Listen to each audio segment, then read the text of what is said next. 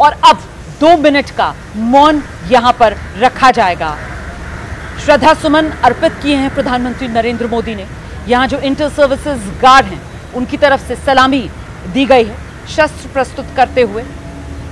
और बिगुल वादक यहां पर 6 बिगुल वादक 2-2 प्रत्येक सेवा से जो मौजूद थे उन्होंने ही लास्ट पोस्ट की ये धुन बजाई। इसके बाद अब ये 2 मिनट का मौन और फिर बिगुल वादक राउस की धुन बजाएंगे और गार्ड दोबारा सलामी शस्त्र प्रस्तुत करेंगे। इसके बाद प्रधानमंत्री नरेंद्र मोदी राष्ट्रीय समर स्मारक की यहां जो डिजिटल विजिटर्स बुक है उसमें अपने अनुभव जो है, अपनी अनुभूति जो है उसको साझा करेंगे। फिलहाल कृतज्ञ राष्ट्र की ओर से वीर बलिदानियों को नमन करते हुए प्रधानमंत्री नरेंद्र मोदी। शख्सियत एक, चेहरा एक प्रधानमंत्री नरेंद्र मोदी का, लेकिन भाव 140 करोड़ हिंदुस्तानियों के हैं इस वक्त जो व्यक्त कर रहे हैं देश के प्रधानमंत्री नरेंद्र मोदी। 2 मिनट का मौन इस समय जारी है और एक बार फिर यहां पर बिगुल की ध्वनि आपको सुनाई देगी। इस मौन से पहले जो धुन थी वो लास्ट पोस्ट की थी और इस मौन के बाद जो धुन बजेगी वो राउस की धुन होगी। और ये जो धुनें होती हैं अपने आप में इनकी भी अहमियत होती है। जी एडमिरल घोरमाड़े, इन धुनों की बहुत ही अहमियत होती है क्योंकि यह एक धुन इस तरह से बजाई जाती है जिससे कि जो हमारी जो श्रद्धा भावना है उसको प्रकट किया जाए। और यह एक बहुत ही महत्वपूर्ण पल होते हैं जिनसे कि हम कृतज्ञता और देश के जो बलिदान जिन्होंने बलिदान दिया है उनका नमन करना और उनका स्मरण करना और उनको याद करना और ये उनका सम्मान करना, ये बहुत ही महत्वपूर्ण बात है देश के लिए। नमन और स्मरण के पल हैं। टेलीविजन के सामने आप लोग भी बैठे हुए हैं तो अपने हाथ जोड़कर कृतज्ञ राष्ट्र की तरह से नमन कीजिए।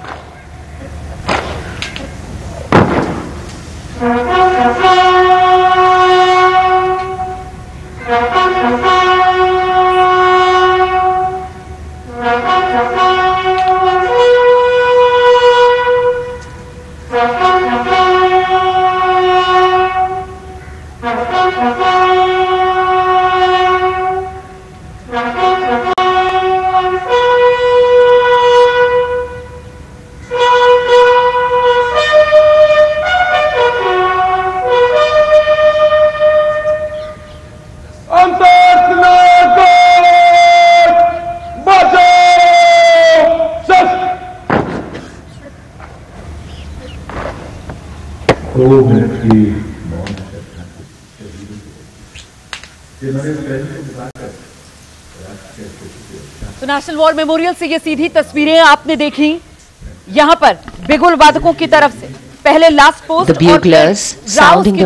और अब प्रधानमंत्री नमन करने के बाद देश के वीर सपूतों को जानकारी मैंने पहले आपको दी थी कि यहाँ पर जो विजिटर्स बुक है, डिजिटल विजिटर्स बुक, उसमें इस समय जो वो महसूस कर रहे होंगे ये पल, जो यहाँ मौजूद मेहमान भी कह रहे हैं कि बेहद भावुक करने वाले पल होते हैं, नमन करने वाले पल ये होते हैं, एक राष्ट्र की ओर से कृतज्ञता दिखाने वाले ये पल होते हैं। अपने मनोभाव प्रधानमंत्री नरेंद्र मोदी की तरफ से साझा किए जाएंगे उसी डिजिटल विजिटर्स बुक में। जनरल सिन्हा हमारे साथ मौजूद है। जनरल सिन्हा, एक बात बताइए, यहाँ पर अगर सेना की बात की जाए तो अलग अलग बैंड्स होते हैं, अलग अलग इंस्ट्रूमेंट्स बजाए जाते हैं, लेकिन यहाँ पर नेशनल वॉर मेमोरियल में बिगुल वादन ही होता है और बिगुल वादन पर ये 2 धुनें। देखिए 2 धुन है, एक है लास्ट पोस्ट और दूसरा है राउस। मैं डिफरेंस बताना चाहता हूँ। लास्ट पोस्ट जब कहा जाता है मतलब अंतिम पोस्ट, मतलब आत्मा की विदाई का अंतिम पोस्ट। लेकिन आत्मा तो पहले गुजर चुकी है, उन्होंने तो अपने प्राण न्यौछावर कर रखे हैं, तो उन लगी फिर से याद करना कि हम आपके सर्विसेज को, आपके योगदान को भूले नहीं हैं, आपका हम नमन करते हैं, आपको याद करते हैं, आप हमारे स्मृति में हैं बैठे हुए। तो लेकिन आप उसे, और ये तरीका है याद करने का वो वीर आत्माओं को, वो last post.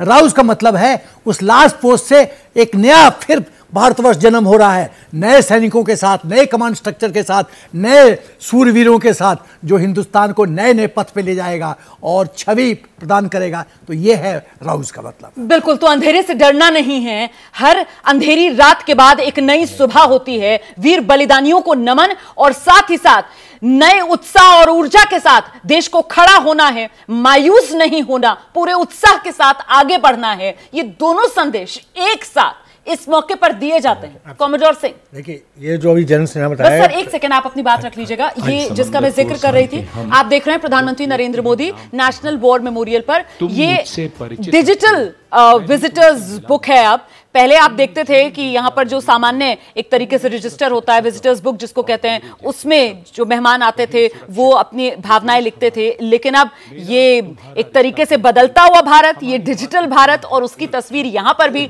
Digital visitors book में, बिल्कुल डिजिटल विजिटर्स बुक में प्रधानमंत्री नरेंद्र मोदी ने अपने भाव साझा किए हैं। जी आइए कॉमेंट। जन सेना ने जो बोला मैं उस बात को थोड़ा आगे लेके जाता हूँ। ये जो लास्ट पोस्ट और राउज का रिलेशन है वो यह है कि एक आत्मा जैसे जाती है तो वही आत्मा दोबारा जन्म लेके फिर से नए रूप में आती है।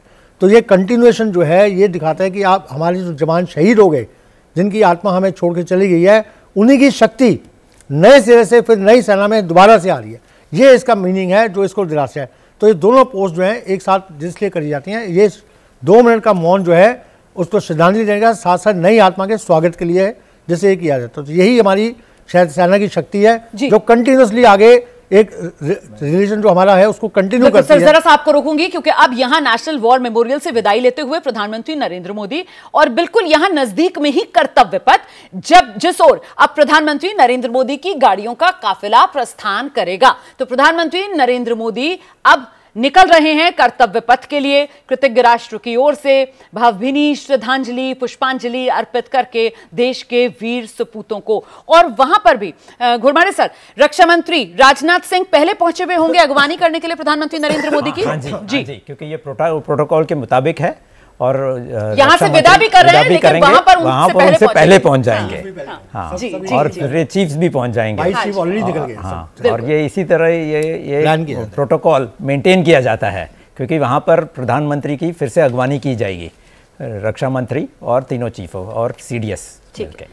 और आप कुछ जोड़ना भी चाह रहे थे? मैं यही कहना चाहता था कि जिस तरह उन्होंने बताया, आत्मा कभी मरती नहीं है और ये हमारे संस्कृति में है, निहित है कि ये है भारत का गौरवान्वित संस्कृति जिसमें आत्मा कभी मरती नहीं है, अजर अमर हैं। हाँ, और इससे ही ये बताता कि जो शहीदों ने ये बलिदान दिया है उसी को आगे बढ़ के वहीं आत्मा जाके फिर आके वो देश के लिए फिर से अपना कर्तव्य बिल्कुल फिर से योगदान करेगी।